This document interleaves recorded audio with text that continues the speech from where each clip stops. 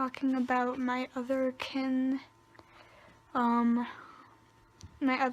form. If you guys don't know what an Otherkin is, it's basically kind of like a subculture or community type thing, whatever you want to call it. I am a wolf Therian. Here's my tail. I'm still a human on the outside, but I'm a wolf on the inside. You look in a mirror and you see, instead of the reflection of you, you see the dragon that you really are inside. And you don't know what it is. That can happen. That's what happened to me. Kind of that helped me understand that I was dragonkin. And yeah, I bark and I howl and I do all that kind of stuff. I have a lot of puppish tendencies. Like, if you met me in person, you would be appalled with some of the things that I would do, because it's just not what normal humans do. Definitely not what normal, sane humans would do. Welcome back, Cubs. Direwolf here. Today we're going to be talking about Otherkin. This will be a more fun and lighthearted topic than my usual very serious content. As a skeptic, it's very easy to drown your channel in negativity, so it's important every once in a while to sit down and laugh at how ridiculous humans are. And few things are as ridiculous as Otherkin and Therians. But before I describe what those two things are, I want to describe to you what a furry is, just to distinguish between those three things.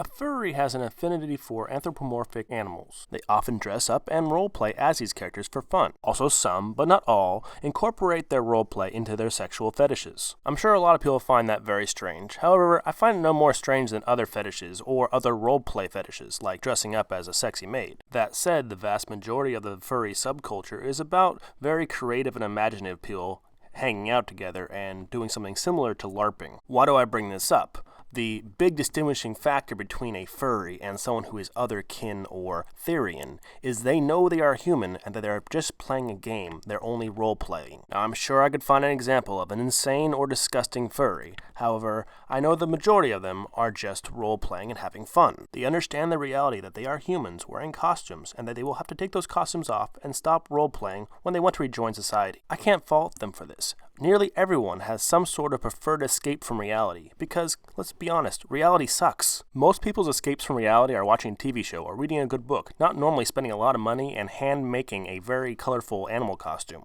I don't think I could do that. I think I'll just stick to a book, but you'd be surprised how many furries are very talented artists. Otherkin and Therian, on the other hand, they are a completely different animal. No, really, they legitimately think they're not human and that they are another animal. According to Wikipedia, Otherkin are people who identify as partially or entirely non-human. A dragon, a lion, a fox, you name it. There is probably someone out there who feels they are more these things than they are human. The Otherkin community can be found lurking on Reddit, Tumblr, TV tropes, and other online forums. And let's be honest, nothing good ever comes out of Tumblr. Both Otherkin and Therians believe though they have a human body, they also have spiritual limbs that fit the animal they believe they are.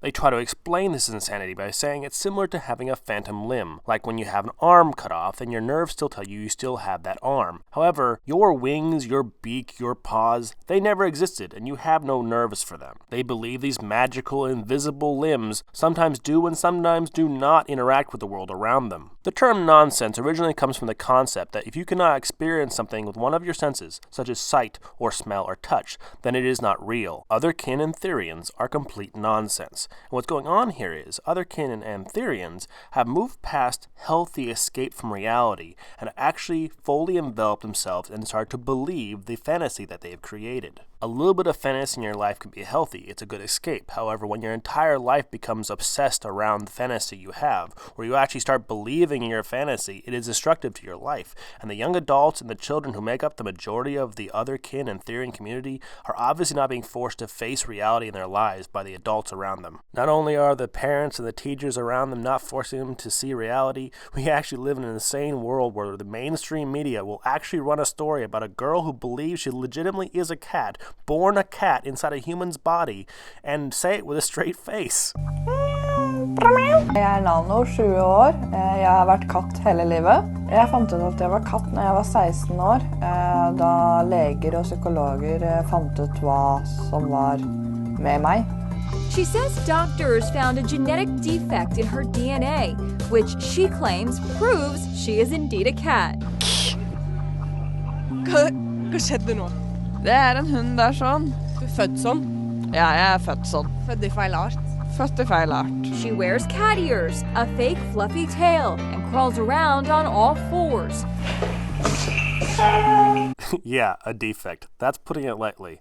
Shouldn't a young adult like this be, I don't know, either in school or getting a job? Because cats don't do those things, and most employers don't want to hire someone who's clearly insane. And why would you want to be a cat in the first place? I think you'd change your mind the first time it came to cleaning yourself with your tongue. How do you plan on wiping? I think you'll change your mind after you've tasted cat food before and after. This girl most closely resembles the term Therian, which means someone who is partially or completely another animal, but a real animal like a cat or a wolf or a bear, whereas the term Otherkin means anything else, including things that are not real, such as elves and dragons, or even robots or computers. Being a Therian and believing that you are an animal that you are not is crazy enough as it is, but being an Otherkin and believing you are something that is not real in the first place is another level of crazy. How can you feel like something that has never existed to feel in the first place? Even Therians and Otherkin can't answer simple questions like this. They even argue amongst themselves what the real explanations of what being Otherkin and Therian really is. Since their identity as Otherkin or Therian is completely based on their own fantasies, they all have their own explanations for what it means. The first and foremost misconception about Otherkins and Therians is the P shift, or the physical shift. We don't have them. It is simply not possible. Would it be cool? Sure, it would be very cool, but if someone claims to do P shifts, they are either just a troll or mentally challenged. End of story. I've seen where people are like, alright, so you don't believe in P shifts and stuff. And they're like, well, we can't prove it, but you can't disprove it. And I'm like, well, yeah, I can, but it won't work if I tell you, because you don't believe in logic. So there's that. But yeah, P shifts. Don't even listen to people who talk about they're crazy. They're insane. Trust me. Secondly, choosing your stereotype. A misconception is that we all choose our own stereotypes, and that is not true. I find it hysterical that a girl who believes she was born as another animal inside of a human body is telling someone else that they don't understand logic, and then in the same breath, in this next sentence, says that you don't pick what stereotype, what animal you are. You just are what animal you are, born as. My bark is not like a wolf bark. It's like a dog bark, like a little dog bark. But I am a Wolftherian. So, anyways, I just wanted to do an update on it because my bark and howl have improved. But hopefully it sounded good because I've been a little bit sick, so my throat is kind of. I can totally understand why you want to be a wolf. Being a wolf's pretty cool, but if you have to hand make your tail and ears, and you have to practice your bark and growl, you're not a real wolf. Now, if you want to do this for fun, sure, do it for fun. But once you start identifying that you actually are a wolf, you believe that in your soul you have the soul of a wolf, you've gone too far. You're falling into the rabbit hole. Come back. Was right before literally 2 days before I found out I was a non-human, I got these piercings, and I call them dragon bites. And they're not snake bites, because they don't go in my mouth. They're through the lip. And they're verticals. And my piercer told me that these piercings don't have a name and that I had the freedom to call them whatever I wanted to. And I instantly chose dragon bites. How does one discover they are a fictional character created in the mind of someone else? And then after you answer that, tell me which dragon, because there's many different reimaginings of what a dragon looks like. How can you have discovered you are any one of them when not a single one has ever lived? You're pretty young. I have a strong feeling 10 years from now you're going to look back at this time in your life and say, wow, that was a pretty crazy phase where I thought I was actually a dragon. And hopefully you'll have the sense of humor to laugh at yourself, just like anyone who ever wore parachute pants. I don't know how young I was when I began turning into a dragon. So I walked by the window, and an instinct hit me almost immediately of, there's sunlight. I want to lay in the sunlight. I'm like, oh, like it's just like a boom, I should be laying in it. So that's what I did. I laid like with my head, and that felt really right to do, and that's a dragon instinct I have, like that. Yeah, that makes sense, because, humans traditionally hate sunlight and they never lay in the sunlight, so that sounds like pretty solid evidence that you're a dragon. I also noticed you said when you started turning into a dragon. That means you weren't a dragon to start with. So when did you start turning into a dragon? What turned you into the dragon? Did it possibly correspond with you deciding you enjoyed the fantasy of being a dragon? Hello! Alright, as you can see from the title, today in this video I'm going to explain how to find your spirit's name or your Therian name. Some people make up their own name or already know their name and don't feel like they need to find one spiritually. But if you want to find your name spiritually, there are 3 different ways that I know you can do it. I'll explain mine too.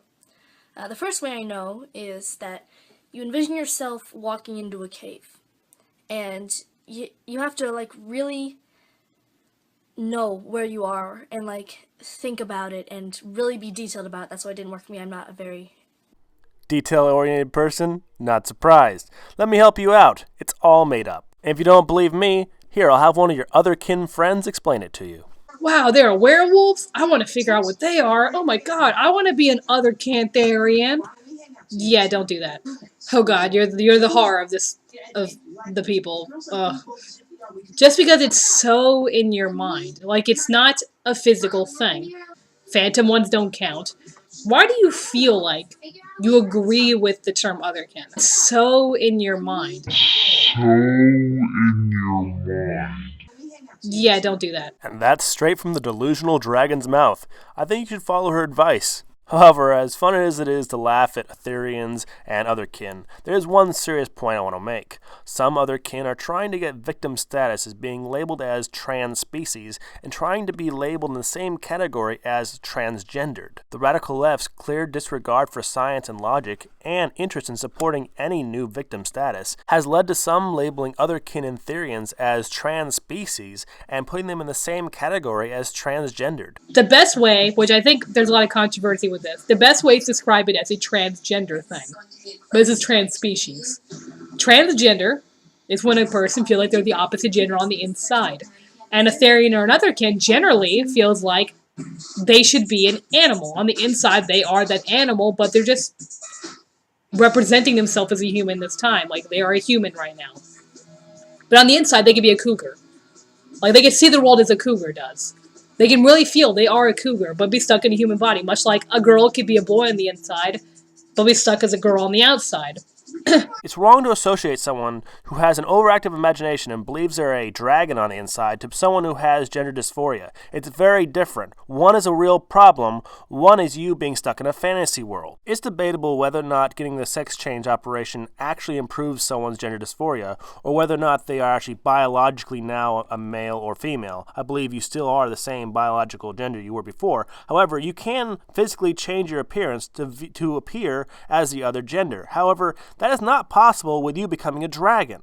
So transgenderism is completely different from someone who is in a fantasy world and believes they are a dragon. You will never be a dragon. You'll never appear as a dragon. You don't know what a dragon would look like or feel like because dragons don't exist. And I feel it's insulting to all actual transgender people who don't choose to be the way they are by associating them to people who choose to live in a fantasy world. All of you Otherkins and Therians, please wake up. You are living a fantasy, and you cannot live a fantasy for the rest of your life, and every minute you spend living this fantasy, you're not spending living your life. For the majority of you that are kids, this is just a quirky little phase that you're going to grow out of. But for those of you that are adults, one day you're going to grow up and you're going to snap out of this, and you're going to regret every minute you didn't spend bettering yourself and doing something with your life. So it's better to do it sooner than later. Don't let your fantasy world ruin your real life. Direwolf out.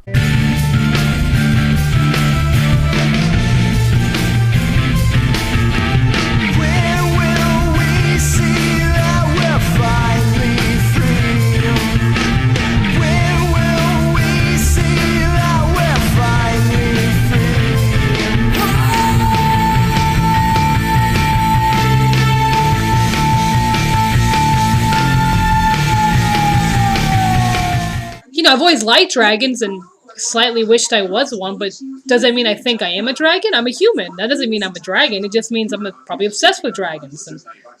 But maybe you're thinking that. Well, I really like wolves, probably because that's the most common one people like. You probably have thought the same thing. You really connect with wolves. But does that make you a Therian? Does that make you a Therian to be really connected to wolves? Well, you have to really think about that. You have to sit there and think. Read everything you can and go, huh. A Therian is someone who identifies as an animal. Really think about that concept. Do you identify as an animal, or do you like the animal? This Therian YouTuber is mind-boggling. You can actually rearrange her statements in her own video to make a video of her debating herself and proving herself wrong. She would earn a gold medal in mental gymnastics right next to Christy Winters. This chick is insane. Direwolf out. For real this time.